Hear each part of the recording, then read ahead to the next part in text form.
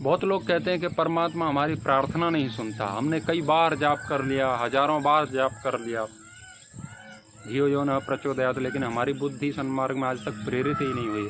या मेधाम देवगणा पितरश्च उपासते, पता नहीं कितना कितना मांगा, लेकिन आज तक परमात्मा ने सुना ही नहीं। कामनाएं पूर्ण हो में यज्ञ से नर नारी की। कई लोगों का जीवन बीत गया यज्ञ करते करते, लेकिन कामनाएं नहीं पूर्ण हो रही हैं। तो गड़बड़ कहाँ पर है? क्या परमात्मा ने हमारी फाइल दबा दी है, या परमात्मा हमारी फाइल पर सुनवाई कर ही नहीं रहा है? कारण क्या है? तो कारण इतना सा है कि उन्हीं कामनाओं की पूर्ति होती है जिन कामनाओं की पूर्ति के लिए की गई प्रार्थनाएं पूर्ण होते हैं। प्रार्थना पूर्ण होगी तो ही कामना की पूर्ति होगी। हमारी प्रार्थनाएं पूर्ण नहीं है, अधूरी हैं, और अधूरी भी नहीं है कुछ की, तो वो पूर्ण होंगी ही कैसे? हम कह रहे हैं कि हमारी फाइल दबा दी गई है या सुनवाई नहीं है। असली बात तो ये है कि फाइल ही नहीं है हमारे पास, मतलब प्रार्थना ही नहीं है हमारे पास। हम जो प्रार्थना कर रहे हैं वो टेप रिकॉर्ड की तरह होता है, वो ज़्यादा दम नहीं है हमारी प्रार्थनाओं में। यदि तुम्हारी प्रार्थना पूर्ण नहीं हो रही है ना, समझ लो कि हमारी प्रार्थना 2 कौड़ी की है, कोई दम नहीं है उसमें। हम बोलते हैं कि छोड़ देवें छल कपट को, मानसिक बल दीजिए। परमात्मा से प्रार्थना कर रहे हैं तो छोड़ देवें छल कपट को।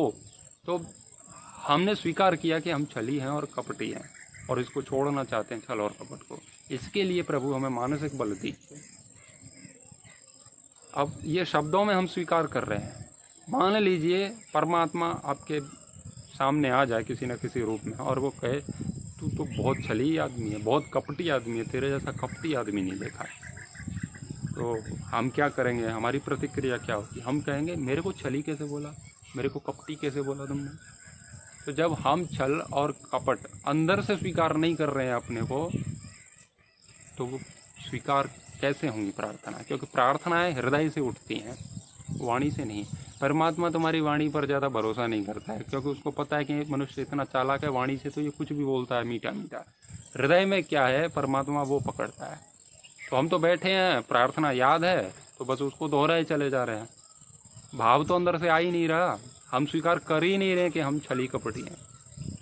हम जैसे प्रार्थना और करते हैं, मैं मूर्ख खलकामी बोलते हैं ओम जय जगदीश हरे में, तो मैं मूर्ख हूँ ये हम उसमें बोल रहे हैं, कामी हूँ।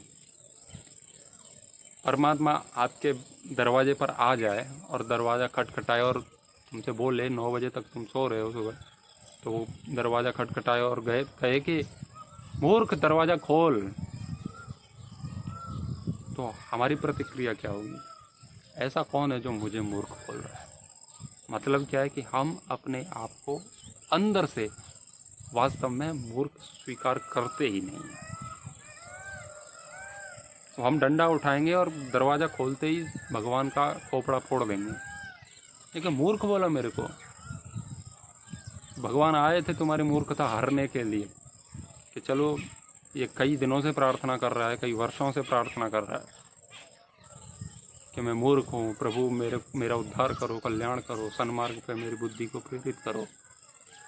तो भगवान आए थे तुम्हारे पास और दरवाजे पे आते ही हमने स्वागत कर दिया डंडे से, क्योंकि हमने स्वीकार किया ही नहीं अंदर से। तो भगवान आ भी जाए तुम्हारी फाइल देखें, मतलब ही नहीं है, फाइल खाली है, फाइल है ही नहीं, खाली तो दूर की बात है।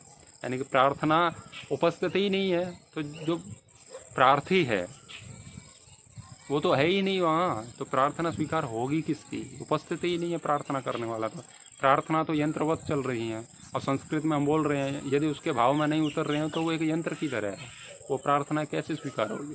प्रार्थना तो हृदय से उठे तो बात बने। तो हम पहले अपने को माने तो सही, धियो यो न प्रचोदयात्, परमात्मा हमारी बुद्धि को सन्मार्ग में प्रेरित करो। तो हम माने तो सही कि हम कुमार्ग पर चल रहे हैं, हम दुर्बुद्धि हैं, हमारी बुद्धि खराब है, दिमाग में कीड़े पड़े हुए हैं, संस्कार इतने बेकार हैं हमारे कि जीवन नरक बन गया है। हम ये अंदर से तो स्वीकार करें कम से कम। परमात्मा को कहने से कुछ नहीं होगा, परमात्मा तुम्हारे भाव पकड़ता है। तो प्रार्थना अंदर से उठे और वो पूर्ण न हो, ये हो नहीं सकता। पूर्ण नहीं हो रही है, सीधी सी बात है, बस ऊपर ऊपर से सब चल रहा है यूं ही। तो प्रार्थना प्रार्थना होनी चाहिए, प्रार्थना के रूप में होनी चाहिए। जब प्रार्थना पूर्ण हो जाएगी, भाव से भर जाएगी, शब्द से जो प्रार्थना होती है वो प्रार्थना नहीं है, अधूरी है। ऐसे ही जब उसमें वही भाव भर जाएगा जो हम उसमें बोल रहे हैं, प्रार्थना पूर्ण हो जाती है। और प्रार्थना पूर्ण होगी तो कामनाएं भी पूर्ण होंगी ही। कुछ लोग कहते हैं कि ऐसे कैसे कि मैं मूर्ख खलकामी, उसमें बोलते हैं कि मैं मूर्ख हूँ, ऐसे नहीं है। वेद तो कहता है अमृतस्य पुत्रा, हम तो अमृत के पुत्र हैं, अमृत पुत्र हैं, पता नहीं क्या क्या। तो हम स्वीकार कर रहे हैं। अब अमृत पुत्र है, परमात्मा कह रहा है वेद में, तो वो किस स्थिति के लिए कह रहा है? जीवन नरक बना हुआ है, सड़ियल से आज जीवन जी रहे हैं हम, और अमृत पुत्र हैं हम। कमाल की बात है। कमर पर टैटू आशिक के नाम का गुदवा रखा है और करवा चौथ पति के नाम का रखती है। ऐसे कैसे चलेगा? जीवन नरक बना रखा है और बोल रहे हैं हम अमृत के पुत्र हैं, तो ऐसे कैसे चलेगा?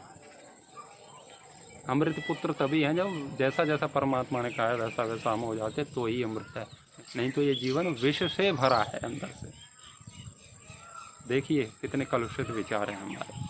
तो परमात्मा क्यों नहीं सुन रहा है ये विषय ही नहीं है।